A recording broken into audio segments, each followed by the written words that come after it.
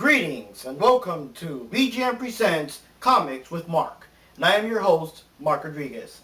Now, as you know, in this show I'm supposed to grab any random comic book that I buy this particular day, choose one that I've never read before, and read it live, and give you my thoughts, my, reactions, my opinions, and all that good stuff. And I do apologize that this hasn't been every Wednesday like I would have liked. The computer got kind of messed up, it's still getting fixed and everything, and there's other things in the way, like the conventions, and there's more movies out there that are coming out, and stuff like that. So, depending how busy it is, and how long it takes the computer to get fixed and everything, it might be every other Wednesday instead of every Wednesday, but we'll see what happens. But yeah, we got the cool comic books this particular week.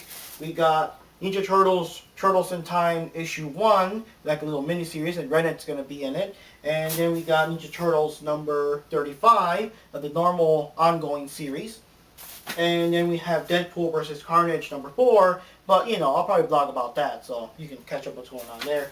And He-Man and the Masters of the Universe number 14, that has She-Ra on the cover. That's pretty interesting. But the one that got my attention when I went to the comic book store, because I want to see how this develops, is The Hunt for Robin, Batman and Ra's al Ghul, issue 32. Just so you know, this is supposed to be like the Batman and Robin series they had, back then. But since Damian died, they kind of kept going to series with little team-ups like Batman and Batgirl, Batman and Catwoman, Batman and Nightwing, all that kind of stuff. But the thing is that now we have the story where Ra's al Ghul apparently kidnapped, or should I say stolen, Damian's and Talia's dead remains, and he's going to try to take them and throw them into the Lazarus pit. And if that happens, I guess they'll be brainwashed and zombified and everything. But of course, we all know that this is a perfect excuse to bring back Damian. And to tell you the truth, I didn't even know Talia was dead. That's interesting. So anyways, Batman was going through all these issues, and we had like Batman and Aquaman, Batman and Wonder Woman, and Batman and Frankenstein. And now we're finally going to go Batman and Ra's al Ghul.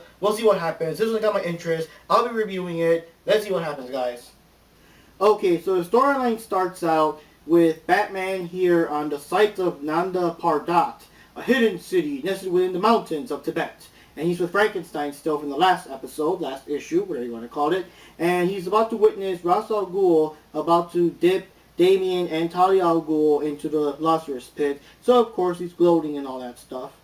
Yes, that's right. You're too late.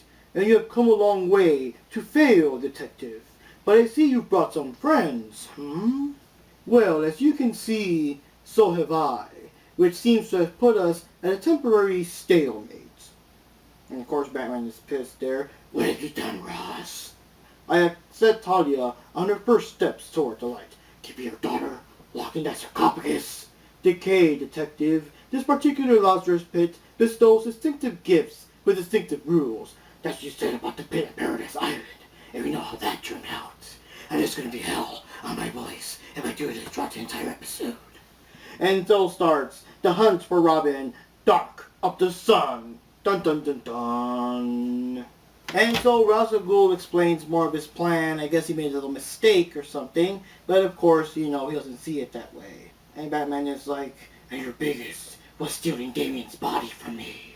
That's where you're wrong, detective. Assuming my grandson was, and is, a necessity. I can think of no better revenge for all the pain you have brought to my family than forcing you to witness your own son and his mother standing beside me. I can't speak. I'm evil, so I can't speak. Completely under my control, as we wipe the world clean and lay a new foundation for the Al Ghul legacy to build upon. See, it is this Lazarus pit here in the bowels of Nishapur that I should have come to first. And it is the purest of all pits, even more so than the well of sin.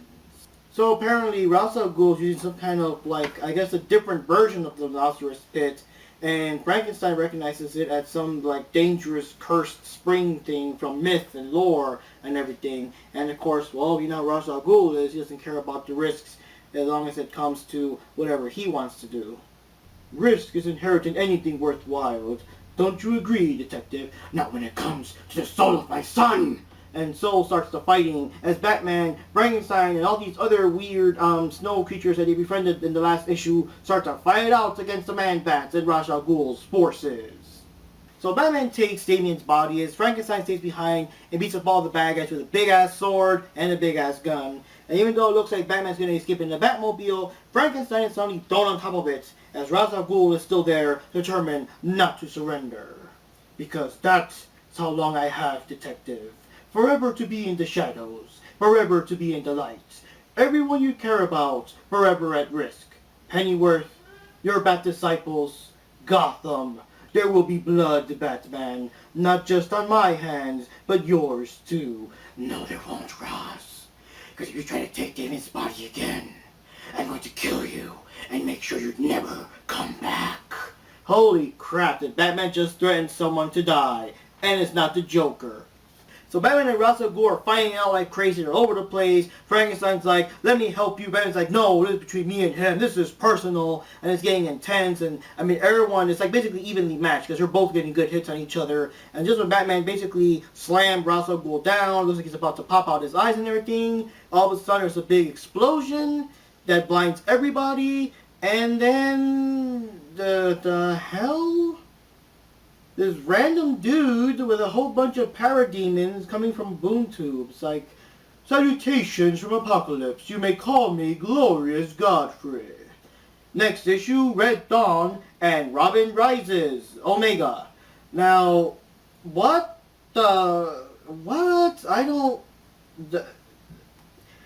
I mean, was Ra's al Ghul working for people in Apocalypse? Who is this guy? I'm not up on DC lore, so all of it, you know, so I don't know if this Glorious Godfrey works for, like, Granny Goodness or Darkseid, but, yeah, random what the fuck ending, even though it was kind of random that Batman was kind of bouncing back and forth between Aquaman and Wonder Woman and everything, but that's, wow, that's kind of a weird storyline. Okay, so on to my review of the comic book. As a comic book itself, it was pretty good. It was pretty action-packed. I mean, I don't know, I guess just the part that Ra's al Ghul is willing to do all these weird things that he's not even sure what's going to happen or something. It might even, I mean, you know, it's something that they're basically playing God with dead bodies, and you might make things even worse. And Batman just loses his shit, so to speak, and he just keeps leaving crap out of them. And it's like it's just an intense fight. You see how intense it is. So yeah, this is actually a good comic book to see. I mean, at least that fight scene of Batman and Ra's al Ghul, I mean, they're really tearing the crap out of each other. That was pretty intense. But in the ending, it's like, what the, I don't get that. Because this doesn't look like the storyline's hijacked, because it still says next issue, you know, the whole Robin thing. So I'm not sure what's going on. If Ra's al Ghul is working with, you know, Darkseid's Parademons forces, or they just randomly dropped in here. I don't know. But the main thing is that in the next issue, we got a thing called Robin Rises, which I guess it will be official, and there'll be, oh, interesting. Okay, so there's going to be a separate comic book called called Robin Rises Omega #1, which is like a solo comic. So I guess they were to pick that up, because that might explain what's going on, because whatever happens there is going to continue. And, oh, well, check this out. Next issue is actually going to be called Batman and Robin again. Okay, so I guess they really are going to bring back Damian.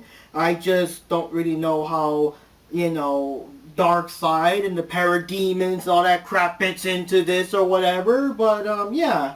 So anyways, guys, bottom line, it's a good comic book. If you've been following the Batman and whoever storyline, it kind of comes to a head here. I mean, I like the fight scene. Lots of people have been complaining the comic book hasn't been that good lately, you know, all that kind of stuff. I kind of like this issue. I just liked it because I was curious with all the crossovers between Wonder Woman and so forth. But this is a good fight scene at the end, and it just leaves me very, like, what the fuck at the end. That makes me very curious to the next issue. So I guess I gotta pick up this separate book of Robin Rises Omega, so maybe I'll pick that one up, maybe I'll review that one, but yeah, that's very interesting. So anyways, guys, that's this review for Batman and Ra's al Ghul, number 32, worth checking out, worth looking at, and yeah, this has been VGM Presents Comics with Mark, and I'll be seeing you at the comic book shop.